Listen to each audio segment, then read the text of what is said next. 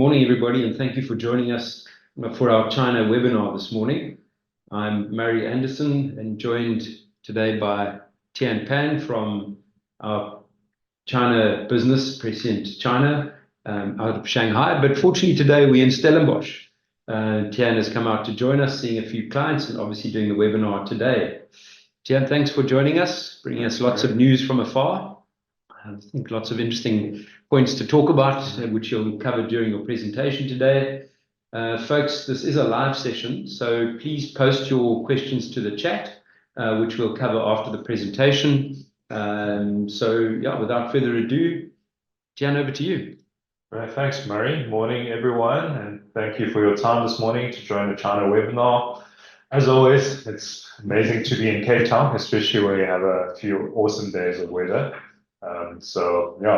Really enjoyed my time in Stellenbosch, and quite an exciting last quarter, and then also a really good April running up into May, and we're almost at the end of May now. So I'm going to run through quite a bit of market update for China, and then go through some of the policies that we're seeing, and then how the funds are positioned and doing. So as Murray mentioned, if you do have any questions, please post them in the chat box, and I'm going to head straight into the presentation. So firstly, the market update.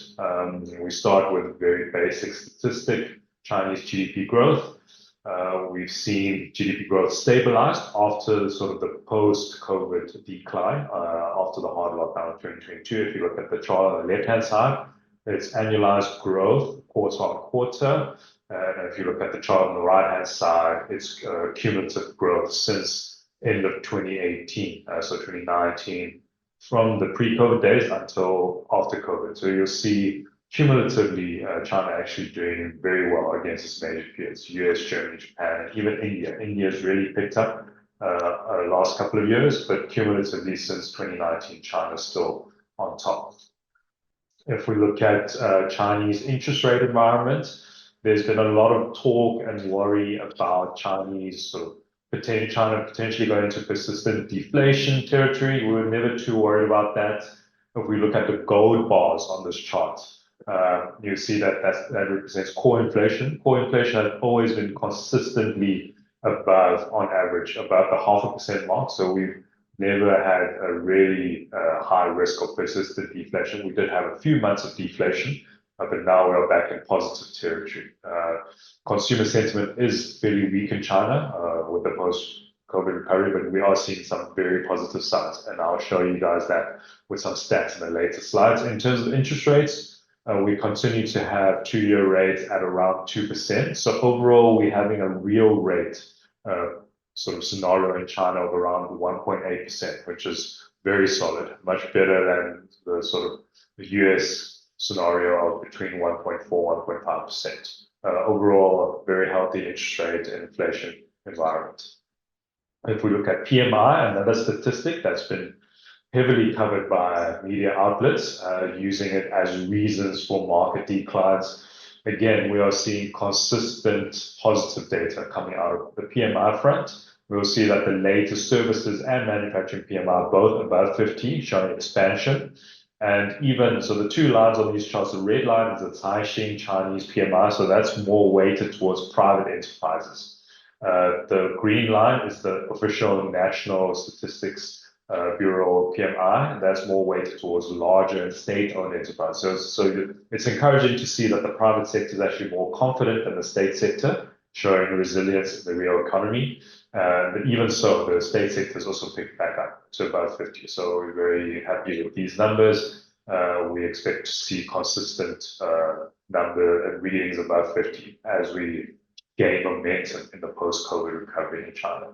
The numbers I talked about in terms of retail confidence returning is we like to look at tourism data. So domestic tourism data, and that's sort of a nice balance we feel between your necessary spend and your luxury spend. So it's a mix of both. You don't have to go on holidays, but for people to go on holidays, it does show some sort of retail confidence. So these numbers, the line actually shows change from 2019 pre-COVID levels. So you'll see 2021, 2022, all sort of being much, much lower in terms of number of trips and total spend compared to pre-COVID levels. 2023, we started to see improvements, in 2024 this year. This was the most recent Labor Day Golden Week, early May in China. We are seeing numbers 28% and 13.5% better than pre-COVID 2019 levels. So these are big jumps. So we're very, very happy about the data that's come out.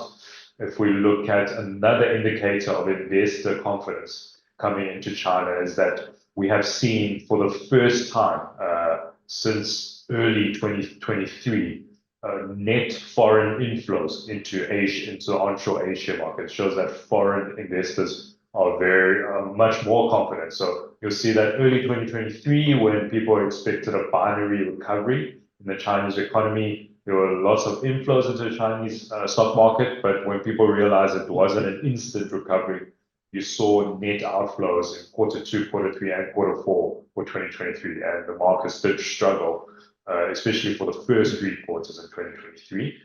Right now, for the January to April period, we're already seeing flows that total more than entire 2023's net foreign fund inflows. So that's a very encouraging sign. We continue to see foreign inflows into the onshore equity markets in China. So it's a very positive sign. If we look at valuations of the Chinese equity markets, as usual, so Chinese equity markets have rallied quite strongly since the end of January. January was a very bad month, but since January, the markets have rallied over 20%. If we measure it up until the end of April, both onshore and Hong Kong have done really, really well. So these valuation numbers have included the rally. And even with the rally, China's priced at around 50% discount on average. So China's valuations are only around half of India, the US, or Japan. If you look at just the Hong Kong market, it's at more than a 60% discount. So still the valuations, even after the mini rally recently, still extremely, extremely attractive. These are point in time valuations. If we look at long-term cyclical adjusted PE ratios, it's even more attractive. So you see the dark blue, green, and the gold line on this chart. So it shows that the US, India, and Japan, or the valuation multiples are all at historical highs. So they are close to their all-time highs, if you look at the chart here, but China at historical lows. So we don't see major differences in terms of earnings and economic performance, but it's the difference in pricing of the different markets, simply valuation multiples. You're just paying a much, much higher multiple in India, in the US, and Japan currently compared to China. That's why I feel China is extremely, extremely attractive. So the most attractive since we've started investing in China in over a decade. So we believe it's a once in a decade opportunity to add allocation to China, or to start with a direct onshore China allocation. To give you guys a sort of a single stock type of example, we try and compare NVIDIA versus Tencent and Alibaba. So it's tech versus tech, US tech versus Chinese tech. If you look at the bar chart, so the red bar on both charts here represent NVIDIA. If you look at the chart on the left-hand side, the bar chart, total revenue for NVIDIA lower than both Tencent and Alibaba. In terms of profit, in absolute dollar amounts, it is slightly, or it's quite a bit more profitable in terms of profit ratio, in terms of gross margins, etc. But in terms of absolute value, not much higher than Tencent or Alibaba. So it's a little bit higher. But if we look at the bar chart on the right-hand side, that's where the telling difference strikes. So NVIDIA's price to earnings ratio, if we do backward-looking PE ratios, sitting at around 72. Tencent at 23, and Alibaba at 10. Very, very attractive. If we look at PB ratios, it's even more striking. So Tencent at 3.5 times book value, whereas NVIDIA at 50 times book value. We believe all of these are really, really strong companies. We just believe the Chinese tech sector has sold off a lot. The companies like Tencent, Alibaba will not disappear. They still continue to dominate the Chinese market. And we're finding them very, very attractive now. So we do have exposure to them in our Prescient China Balance Fund, although protected exposure. I'll go through our positioning. But overall, we believe China is on sale. The theme for this quarter's webinar is we believe China continues to be on sale, but it might not be the case much longer. So to give you guys another related example of NVIDIA, Nvidia's market cap is around $2.2 trillion US dollars. If we compare it to the entire Chinese tech sector of companies that are still strong and dominating the market, not going anywhere anytime soon. And that's how large Tencent is at $419 billion. Then there's Alibaba at just under $200 billion. Then there's the rest of the Chinese tech sector, all coming together at around a $1.1 trillion valuation. So we ask ourselves a simple question: is a single company like Nvidia really worth double the entire Chinese tech sector? Perhaps there is some sort of logic to the valuation, but we do believe Chinese tech sector is really, really cheap and really on sale as a bargain for really good assets. That's why we do have allocation in our fund to the Chinese tech sector. Cool. If we move on, I'm going to cover a little bit of the politics and policies coming out of China. Firstly, I think we've heard a lot of words in the media, Chinese overcapacity, etc., but we feel it's a lot of election talk. So this year, I think a warning or a preemptive warning from our side is we do expect to see a lot of China bashing in conventional English media, just because we are running up to the US election. So if we look at the chart on the left-hand side, overall Chinese automobile exports represent under 20% of total Chinese car production. If we look at Germany, Japan, and South Korea, they export a much, much higher proportion. For example, Germany exporting around more than 75% of its overall automobile production, whereas China at under 20% is labeled as overcapacity. Germany, Japan, South Korea never being caught out by media. So as the year goes along, we expect more and more of these types of headlines. Do not be alarmed. We expect it just to be noise as we run up to the US elections, because China bashing is kind of the strategy taken by both the Democrats and the Republicans in the US. The positive side, if we look at the chart on the right-hand side, we always feel like the US is a big part of everybody's trade. And yes, it remains a significant part of China's trade. But you can see on the line chart, compared to 20 years ago, where China-US trade represented 20%, almost 20% of all China's overall trade. Today, it's becoming less and less significant. So it's around 10% of total China-US trade, and the number has just declined as a percentage of China's overall trade. So even if China-US relations continue to deteriorate, it's not as significant as the media headlines make it out to be. So China is doing a lot of work with the rest of the world. I'll show on the next slide. So firstly, I think last quarter, there's been a lot of interaction between China and European countries. So German Chancellor Olaf Scholz visited China officially in April, and Chinese President Xi Jinping did official state visits to France, Hungary, and Serbia. So we would have seen there's been quite a lot of noise on potential tariffs on Chinese electric vehicles being exported into Europe, but we are seeing firm opposition from German institutions, for example, Volkswagen.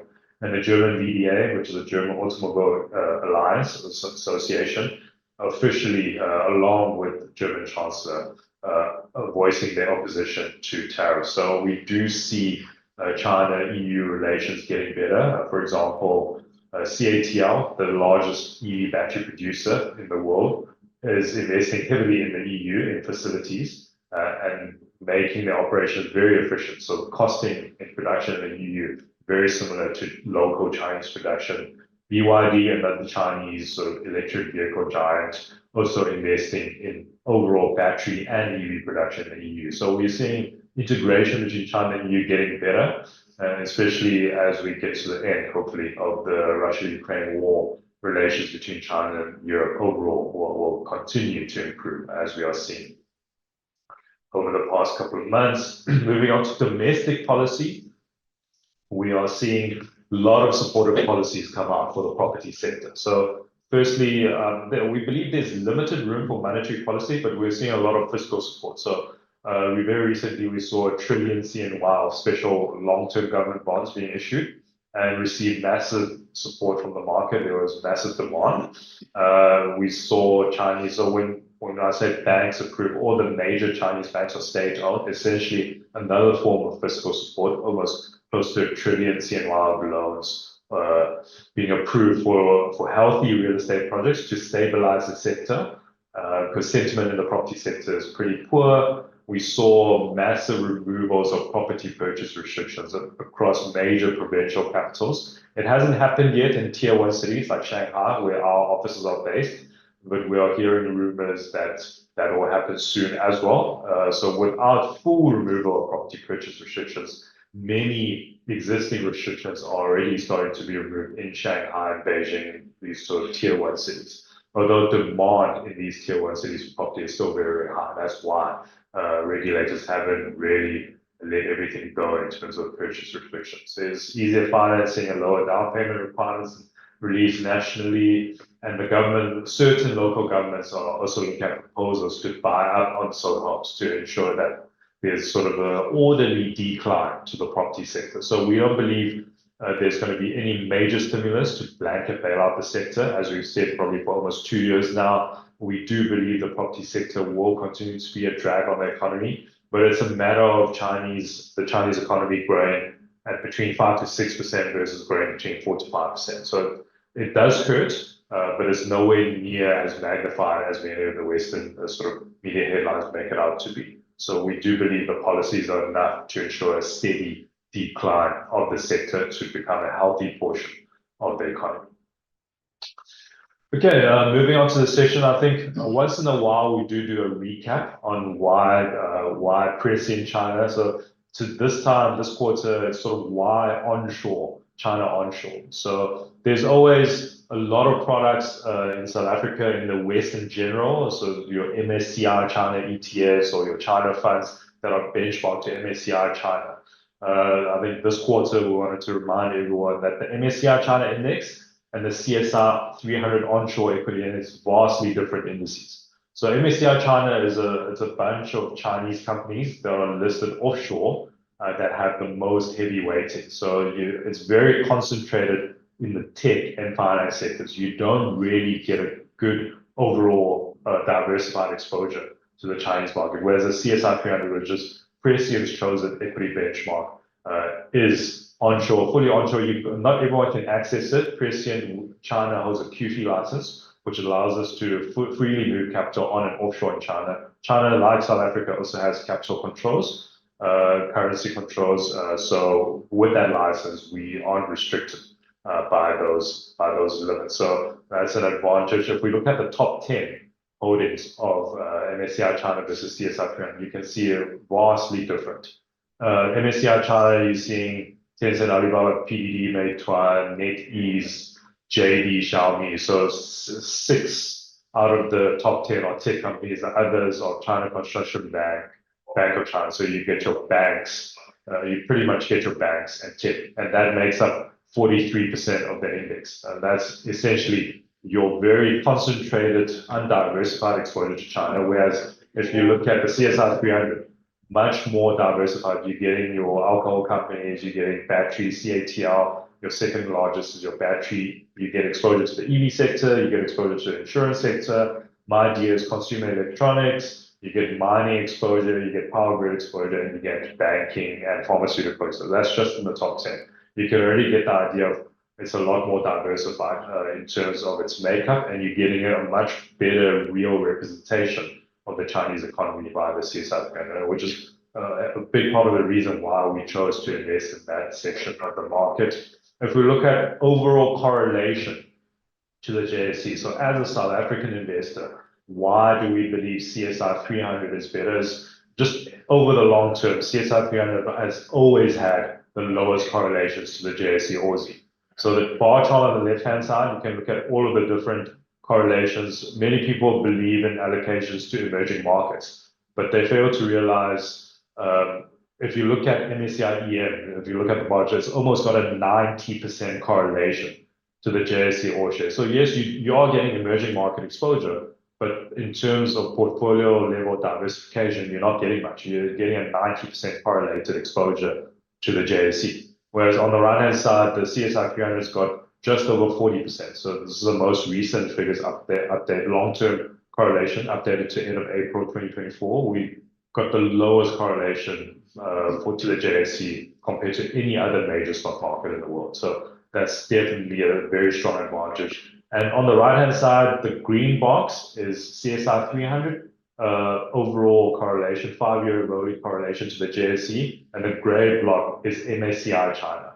So you can see why we don't like to look at MSCI China as a product, especially for South African investors, because it's got on average over 70% correlation to the JSE All Share, whereas CSI 300 is at 40%, so almost half the correlation of MSCI China. That's why. So firstly, CSI 300 gives you a better overall exposure to the Chinese economy, and it's a much, much better diversifier versus MSCI China. So although both are called China, our China's onshore exposure is very, very different. And we believe it's obviously a superior diversifier overall. So this is just a recap of why Prescient China and why China onshore.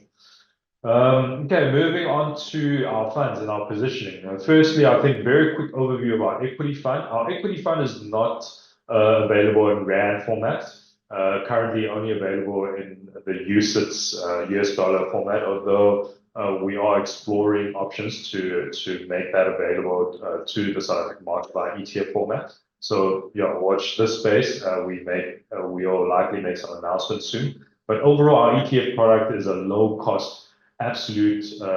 Our China equity product is a low cost absolute enhancer over ETF. So this chart compares Prescient China equity versus the world's largest CSI 300 US dollar ETF.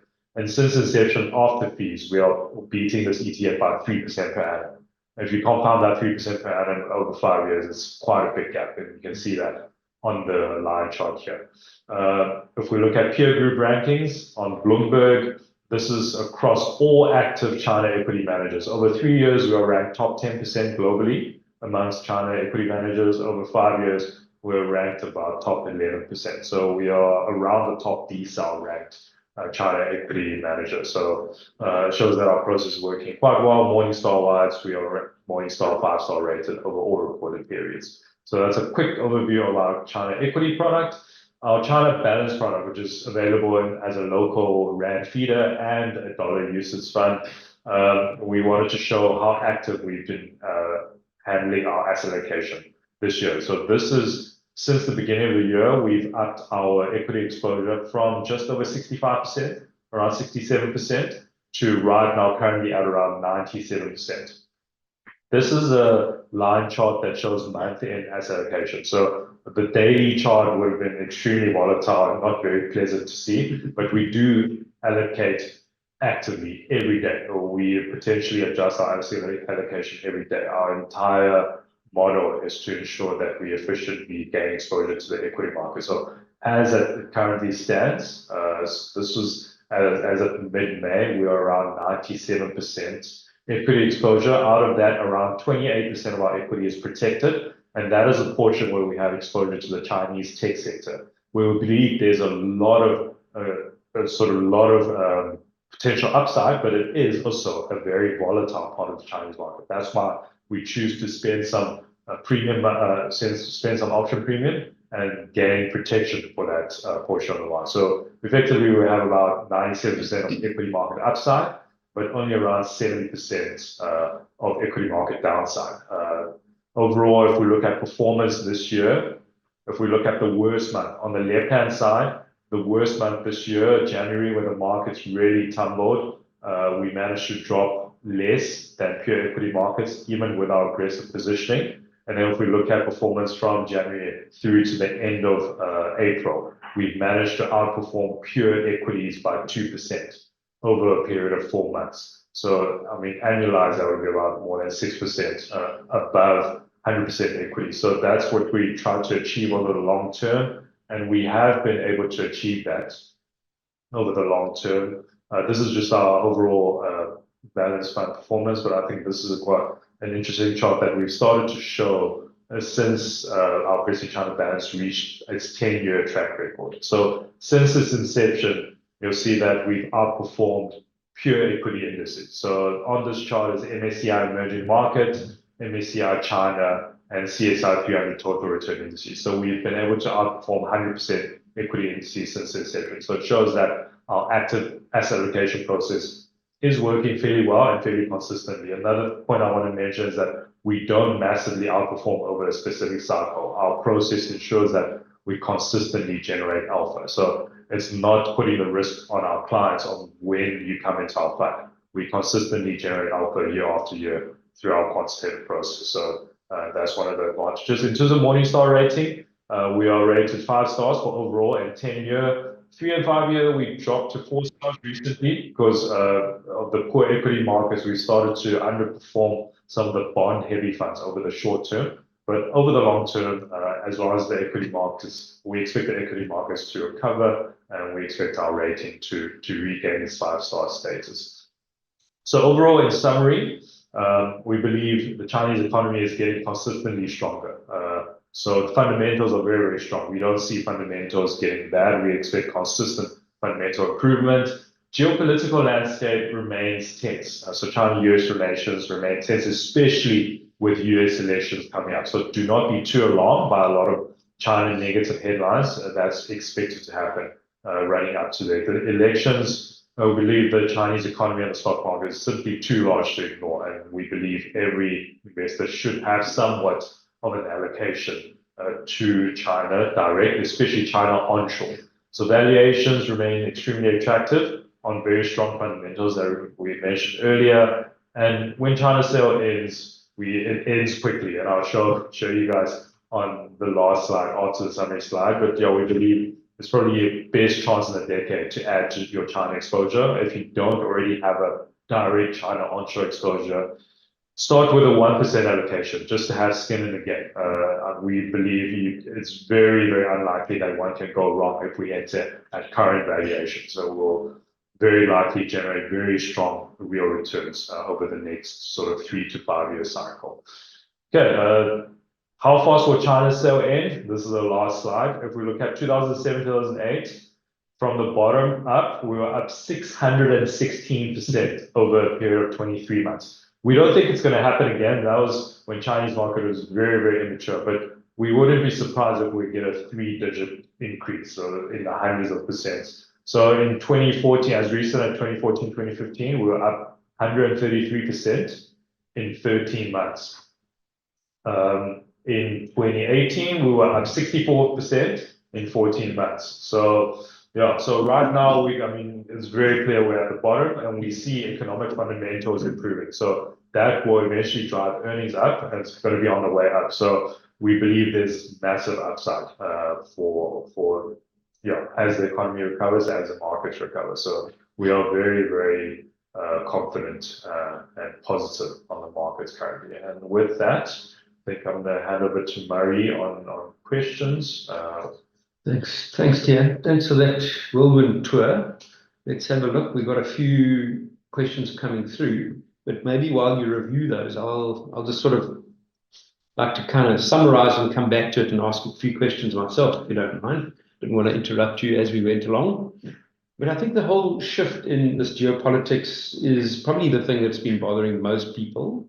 But I think the point you make is the lead up to the elections. I mean, we're talking about 2 superpowers here. So there is this sort of concern from the US that what is China going to absorb of the consumption rate or even the general market. And we just look at how China has taken a large share or growing share of the EV market and all the ancillary products. We talk about batteries, the actual components of the vehicle. I mean, it's significant.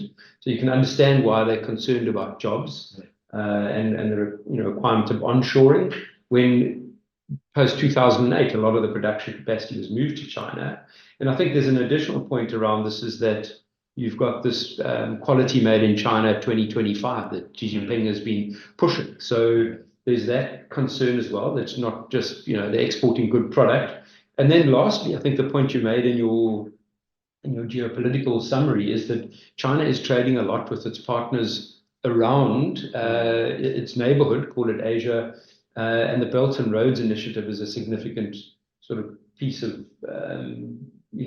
challenging legislation, if you want to call it, or opportunistic partnerships around the country and around Asia and doing more. not in US dollars with its neighbors. So I think there's obviously a lot of that. But all of what I'm really suggesting is this Western narrative is what has made sentiment drop, from a foreign inflow drive down. And then secondly, the internal sentiment seems to be turning. So quite exciting opportunities for upside potential, as we've seen, and you've shown it in the CSI 300 recovery, which is phenomenal. So, I mean, your point around the allocation, you do say a 1% allocation.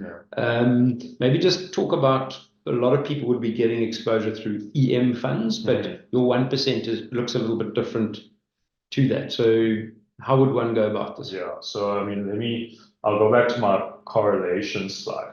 So, I mean, one does get EM exposure, right? If you invest in a sort of EM focused fund. But our argument for that, and that's been the case for decades, is that emerging markets indices don't offer, at least statistically, not a great diversifier for South African based, especially your Reg 28 type of portfolios, because you need to have X amount in SA equities, and then you have MSCI emerging markets. Yes, you do get some exposure to China via that MSCI emerging market, but it's that portion of the MSCI China, which is again highly correlated to South Africa. So that's why we think it's quite important to get that additional sort of onshore China exposure that you don't really get coverage. So as the MSCI indices expand, you do get tiny weights within the index exposure to China onshore, but it's too insignificant to make sense to contribute in terms of a diversification benefit. That's what I believe. So we've said we've looked at our modeling and our back testing. Typically from 5 to 15% allocation to China onshore as an overall portfolio, you get the best statistical diversification benefits. But we also realize that 5 to 15% of your overall portfolio, of a Reg 28 portfolio or your global portfolio, is quite a big chunk, at least to start with. So, I mean, a lot of our institutional clients have gone to that 5% mark as their overall portfolio. But the logic behind the 1% is just that experience it with 1%. There's obviously a lot of worry about Chinese market volatility.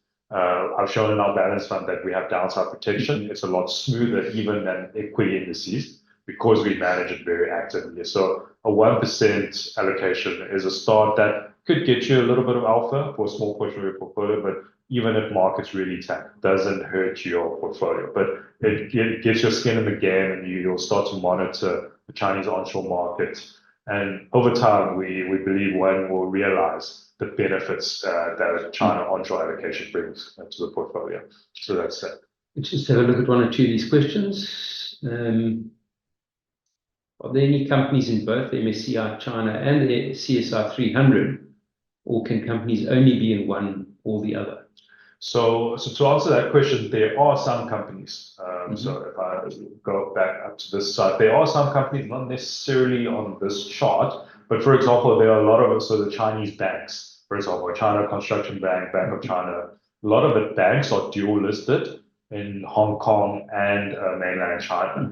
But there's no specific rule that one cannot list. It's just a historical sort of trend that historically foreign investors were more willing to pay higher valuations for tech companies. That's why the tech companies all listed offshore for foreign investors to fund them easier. So right now, if we look at overlap between the CSI 300 and MSCI China indices, probably in the region of 5-6%. That number will grow. But yeah, we don't expect everything to overlap a lot. So it is quite mutually exclusive, although there is no specific rule to limit listing either offshore or onshore. There are quite a lot of dual listed companies. Okay. Just having a look at some other questions that have come through. You want to take that one?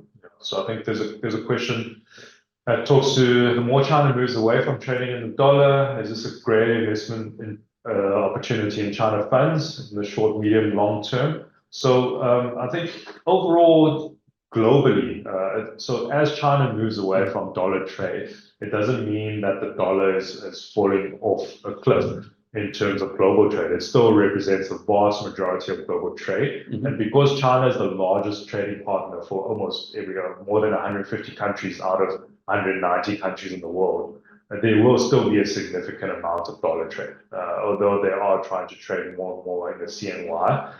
So to answer that question partially, I'd say there is certainly sort of a case for a bullish CNY case, and that'll probably come through when the Fed cuts rates and when all emerging market currencies normalize. And as you see more global demand for the CNY, we expect the currency to stabilize and strengthen. But otherwise, it doesn't necessarily change the fundamentals of Chinese assets. I think look at currency as just a conduit for investing in the underlying asset. Chinese assets are very, very attractive no matter what currency you value them in currently. Okay.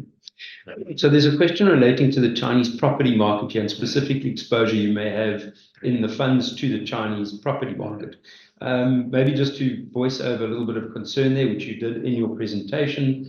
We spoke about, this has been the big drag on the economy, but there are reforms and they acknowledge what's been going on. So over expansion, but now, the opportunity is that the central government obviously controls a lot of this. The municipal governments would take up that capacity and on-sell those properties to people at a cheaper price. So I guess what that is, protection for the developers who are under pressure and protection for those bondholders. And then the question that we had, or I asked before we came on air, was who buys these? And the point is that there's more urbanization to happen. Maybe just voice that over as well, and then come into back to is the exposure in the portfolio. So the property sector, it's going to be the comment I made earlier is going to be a managed decline.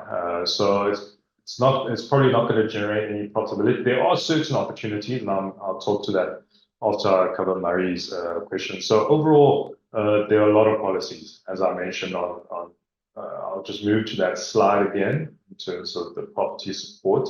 So we've seen massive amounts of fiscal stimulus, bonds being issued. A lot of it, officially, the government won't say it's to save the property sector, but a lot of these funds, so the CNY 1 trillion and the bank loans, a lot of it will flow into the property sector to stabilize it. There are a lot of healthy property developers that are financially sound that will be carried through. They will survive. The bad ones will be let go. They will go bankrupt. A lot of bondholders have already suffered losses. Whatever is left, we believe there should be a decent amount of healthy property developers. The sector should strengthen after this crisis. There's obviously all of these sort of purchase restrictions being lifted. There's cheap loans being offered to people buying their first homes. Down payment requirements are lower. So all of these policies are encouraging people that actually need property to buy.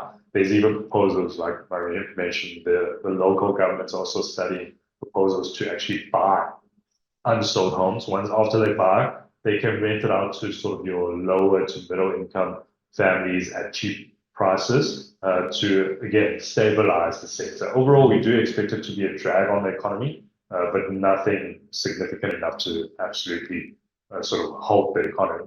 In terms of do we have any exposure to China's property sector? We have very, very little currently. I think last we checked, as a percentage of our overall balance fund, Prescient China balance fund, we probably have between 0.2 to 0.3% exposure to Chinese properties via our index exposure, so indirect exposure. A year and a half ago, we did go into some of the property sector bonds that were really sold off. So we went in at anything between 8 cents to 20 cents on the dollar, and we actually made some healthy profits on very, very small positions. The fund would never risk significant parts of the fund into the Chinese property sector. To rewind back a little bit further, we've largely stayed clear of the Chinese property sector since about 2018, 2019. So we were 2 to 3 years early. So as the property bonds and stocks rallied, we did lose some alpha. But by 2021, it was clear that our positioning was right. And as the property sector collapsed, we actually were very much immune from it because our exposure to the property sector was very, very limited. Right. Yeah. Thanks, Tian. No more questions? Okay, great. Tian, maybe just lastly again, you mentioned that the balanced fund. So we've got a feeder fund option as well as offshore UCITS. Just the difference there, people would think about, I know you did mention it, but just to reaffirm, people would think about the Reg 28 balanced fund domestically, but offshore, this is not obligated to have a large allocation in bonds or equities, and you've got a flexible mandate around that. So maybe just talk through that again. So one of the, I always say to clients that don't know us very, very well, when we first introduced the Prescient China Balance Fund, let me just move to the China Balance Fund slide quickly. It's actually nothing near what one understands as a conventional balance fund. We don't have a fixed sort of 60-40 benchmark. We don't have, it's not 60-40, not 65-35. This is the reason why we can outperform. So essentially, our mandate allows us to have anything between 0 and 100% equities. So historically, we've gone as high as 100% equities. Currently, we're at 97. We've never gone much below 40% equities because the markets have never been that bad for us to go towards the 0 mark. And overall, we are fully flexible in terms of asset allocation. We're not limited by any sort of regulation. Aside from we cannot leverage, it's a UCITS fund. We cannot leverage, we cannot go over 100% of nominal exposure in the fund. But overall, over the long term, we try and target 100% of upside market exposure and then around 65% of downside exposure. And over time, if we achieve that, we can outperform pure equity indices because we'll get full upside, but then limited downside. So that's essentially the beauty of our Prescient China Balance, which is your all-in-one China solution. We do have onshore. We have a big chunk onshore. We also have some China offshore exposure. So your constituents within the MSCI China, we manage that very, very actively, and we also have China fixed income. So it's sort of your all-in-one, just buy us, you can't forget about China, and we do all the work for you kind of product. Great. Just checking for any last questions. So I think a question just came through about sort of the trade war with sort of EV tariffs, etc. So the very recent tariffs, so 100% tariffs imposed by Joe Biden on Chinese EVs, again, we see that as election noise because literally there are hardly any Chinese cars being imported to the US. It makes no difference to anyone. It just means that going forward, chances of Chinese EVs being sold in the US becomes slimmer and slimmer with the 100% tariff. We could potentially, so the question also asked about retaliatory tariffs from China, we could see that. But then again, US cars also don't really sell well in China. There are so much competition. I mean, your German and Japanese cars really make up the bulk of Chinese purchases. Also, a lot of the General Motors, Ford, etc., they all have production facilities in China. Most of the cars sold in China are produced in China. So it could be a foreign brand, but they're all produced in China. So China wouldn't really add tariffs to local produced foreign brand stuff. So again, we believe that's a lot of election noise. So it doesn't really have any meaningful impact currently otherwise. So again, yeah, so it's a good example, a really good question, good example of election noise that we're seeing. Okay, Tian, thanks very much. It looks like the end of the questions. Thanks to you for your time today. Thanks for making the long trip from Shanghai. I know we'll be seeing some clients around the country.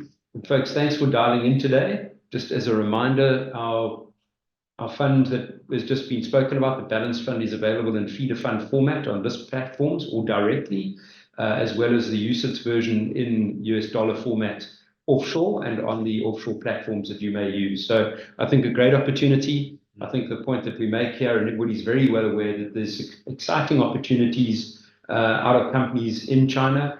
Yes, there's a lot of political or geopolitical noise that we need to consider, but I think the point is that the opportunity set is very, very viable for allocators of geographic allocation and exposure to markets that don't look excessively expensive like other DM markets look, particularly the US. We think a great opportunity, and therefore encourage you to look at our website. You can access our NDDs or speak to our business development team members, and we'd be more than happy to either walk you through the products or obviously get hold of the team in Shanghai and have a follow-up discussion if required.